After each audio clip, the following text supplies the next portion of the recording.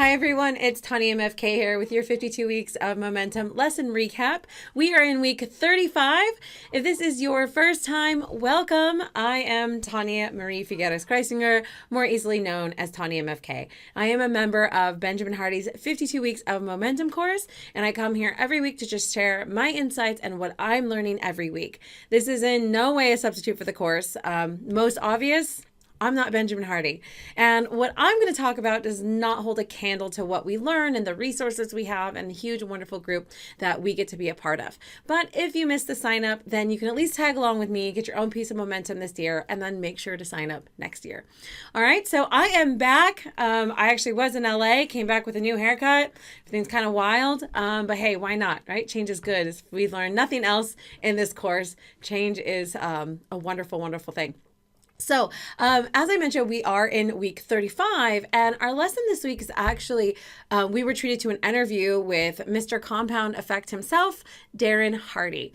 And it was a wonderful interview, lots of great things. If you haven't read the book, get out and read the book. We have read it twice as a requirement in this course already. So again, that's The Compound Effect by Darren Hardy. It's literally the first time you're hearing about it. Like, go check it out. Even if you're not a reader, I swear it's a really easy read. I finished it in a week, if that, and I'm like a self-professed non-reader. So trust me, it's really good, really easy, and totally worth it. Like, super powerful, right? Easy doesn't mean that it's not effective. It's a Jim Rohn thing. So, and if you don't know who that is, oh my God, can of worms. Go check out Jim Rohn too. So, but if you do, get that book, get it, read it, and well, some of the things that I liked, like, again, this is just kind of the highlights of what he talked about. He mentioned that, as I mentioned, we read it twice. He said that he reads his own books, probably his own book, like about every 6 months. And you might be like, oh, God, full of himself, right? No. But he said, like, he reads it because he needs to be reminded, right? Just because he wrote it, just because he knows it, right? It, like, doesn't mean, and think about this. Kind of myself off, but think about this. Like, if you've written stuff for school back in the days or reports, how much of that stuff is like retained? How much of those like facts you wrote about the state of Massachusetts, like that's something I did, I think.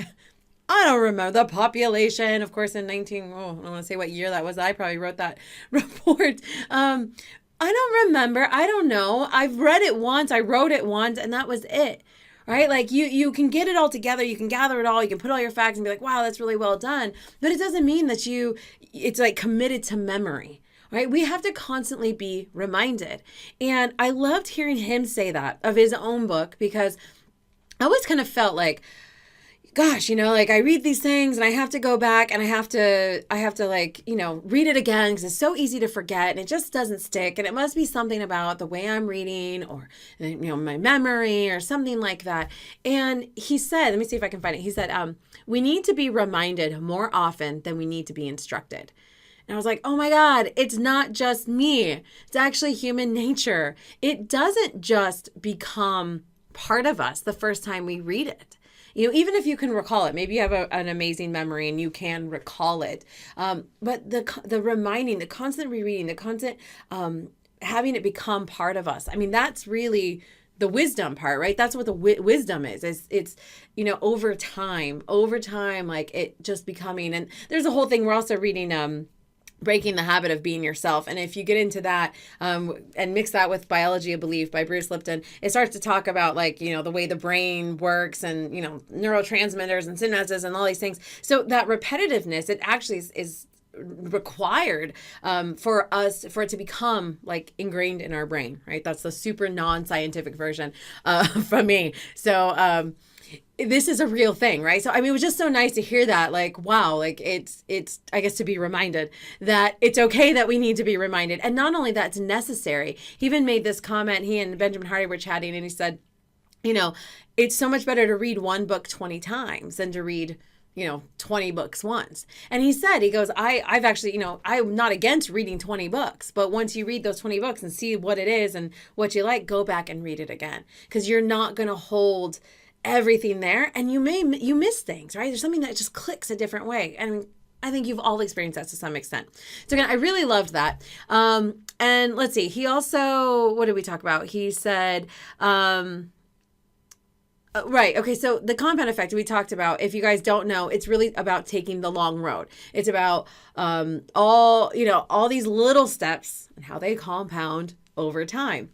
This overnight idea, this thing that something just magically happens, like, oh, I think he mentioned like the kid in the dorm room, he becomes a multimillionaire, the next day because someone discovered him or he did the right thing. Even that story is missing so many parts.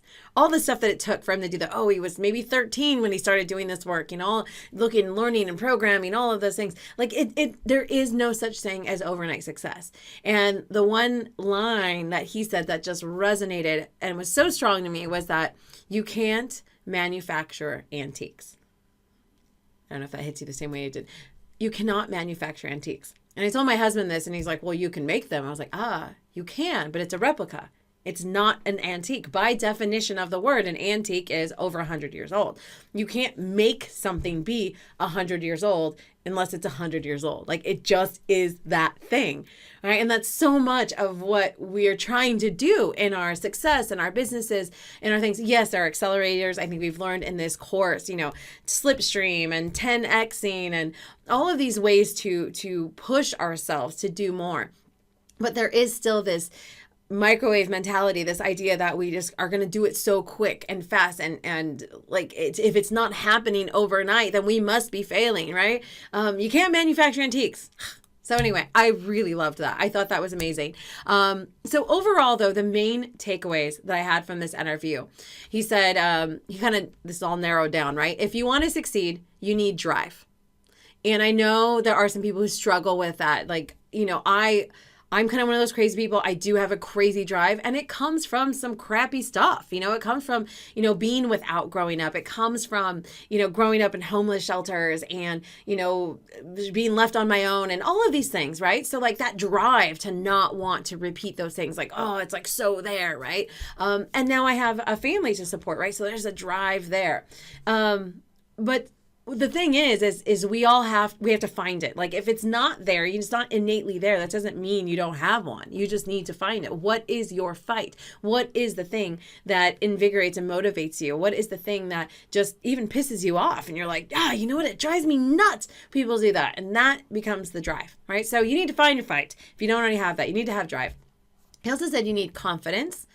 And I thought that was really interesting, right? You need confidence. Like I struggle with that each way. I feel in some ways I'm very confident. Other ways you're like, I don't know. Maybe I doubt myself. I have these things. But he says confidence is not a thing. It's not a thing that you're just like, I have it or I don't, or I need to get it. It's a result of something. And I thought that was a really amazing way to think about it. And he said there's 3 ways to get it, right? You're like, okay, let's find out, right? 3 ways to get confidence. You get confidence through capabilities, right? You're like, well, I'm really good at this thing, so I'm confident at doing it, right? Like if you learn to surf and you're a really good surfer, then you're probably like, hey, I'm a good surfer. I'm confident in my ability because I'm capable of doing this thing. Right? Like I probably wouldn't feel that confident. I've been on a surfboard, I've done those things, but I wouldn't be like, I'm a really good surfer. Like I don't have that confidence. Probably need to do it more. I need to be capable, right? So if I find confidence through capabilities, then how do I get the capabilities? I get the capabilities through courage. You have to have the courage to go out there and try. You have to have the courage to get on that surfboard and get out and hit those waves, right? And be like, they're scary, they're this. Okay, we'll have the courage. You need to have the courage to say, I'm going to go, I'm going to do it. And how do you get the courage? Well, we get the courage by letting go of false expectations. We have to go like, well, if I don't go out there and I don't hit every wave today, then like it's not going to work. Or it's if I, whatever, these different expectations, right? I should have done it by now, or it's too late, or like what these things. Well, this overnight success, if it doesn't work right away, then clearly I have to let go. How do we have to keep trying, we have to keep doing it to become capable at it, to become good at it, right? When we're good at it, we can say, yeah, I am capable of doing that. When you're capable of doing that, then you're said, I can see that I had the courage to do that. I'm now capable of doing it, and I now have the confidence, right? Do we see that like little road and path there? Thought that was super awesome, very powerful. If you're like, I don't feel confident, well, there's your path right there. Okay, so it goes, we start at the bottom, letting go of false expectations. When we do that, we can get the courage to go try it. When we have the courage to try it, then we can start to become capable at it. When we're capable at it, we get confidence. And when we're confident, we can succeed. Amazing. So he also mentioned, why don't people succeed?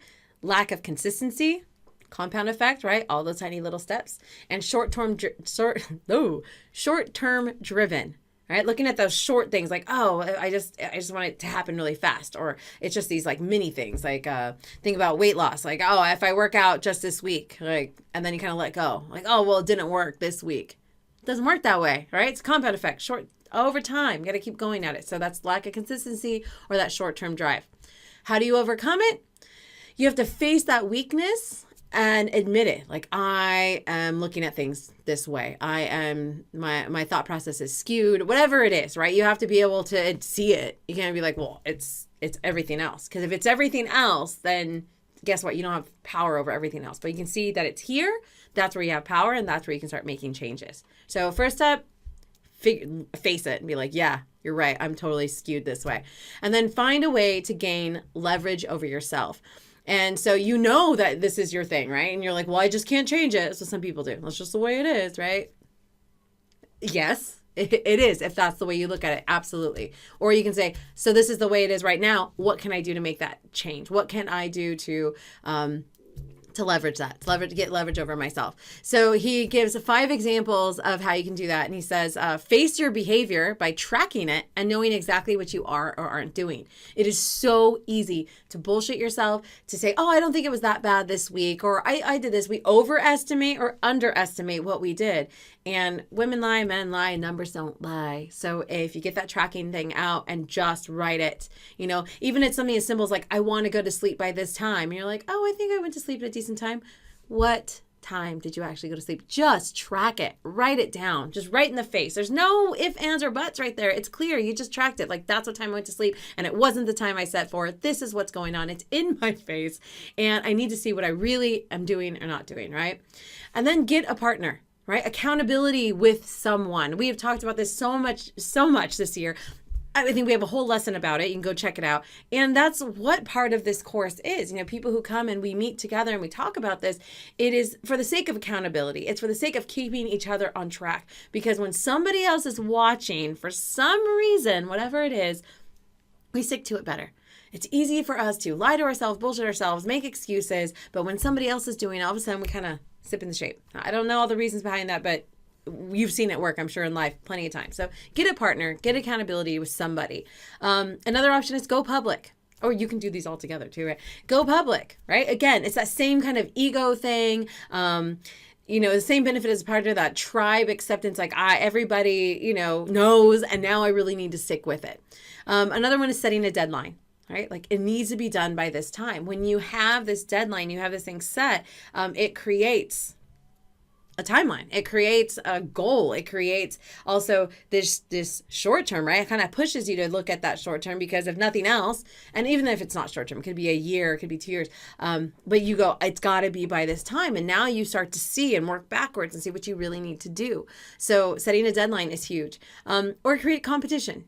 Right? We're competitive. A lot of us, we're competitive people. So when somebody else is doing it, I want to do it too. I want to do it better. I want to be in the top, percentage, whatever that is. So those are things he mentioned. So I loved all these things. These are some of the main highlights. I mean, there was so much in this. Lastly, he did share these 2 things that he had mentioned in like an entrepreneur group, I think he's teaching. And he said, if you want to double your success, then triple your investment in personal growth and development. So if you want to double your success, triple your investment in personal growth and development.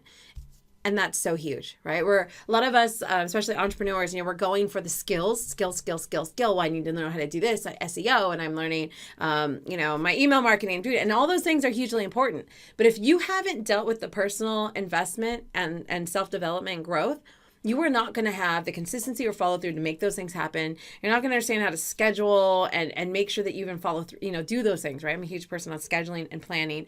You're not going to have yourself set in the right mindset to keep that drive up and not burn out, right? All of this like self-development, mental stuff, wherever you're coming from, and like, I don't know, it just kind of feels foofy.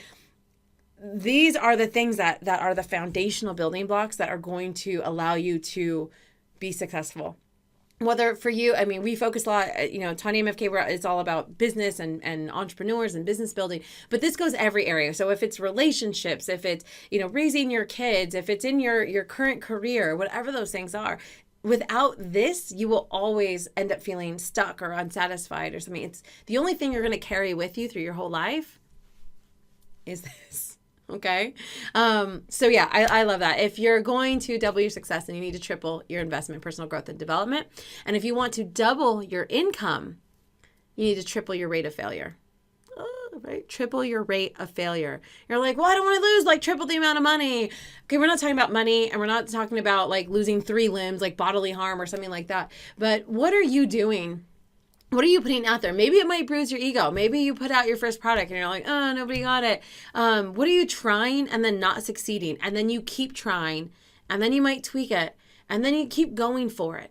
Because the quicker you do that, the sooner you start pumping the stuff out and doing it, failing, learning, improving, and moving, the sooner you're going to succeed, the sooner you're going to double your income, according to Darren Hardy. And I know that's true. So many people get stuck in that, in this perfection, this analysis paralysis, and we need to jump into imperfect action. Get in there and start putting it out there. Get the feedback, fix it, and go back.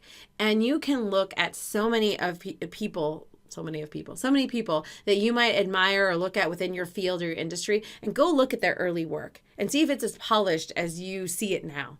And more, I guarantee you it's not. But they got out there and they did it. The people who jumped out with perfection, even their perfect thing still got tweaked and fixed and had to move forward. It's just, there's no such thing. So jump out there, do it, double your income, right? I mean, come on. So those are really just quick things, the quick tips that I gained from it. I thought it was super amazing. Go read his books, follow him on social media. Again, that's Darren Hardy. He has lots of tools and resources. I think he even has like a daily thing that you can go if you need that like daily encouragement for the compound effect to like just get stuff going and make it happen. So go check him out for sure. And if you liked listening to me explain all of this, then please click that subscribe button and you'll be notified when our next lesson is up. All right. So have a great week, and I will see you next time. Bye.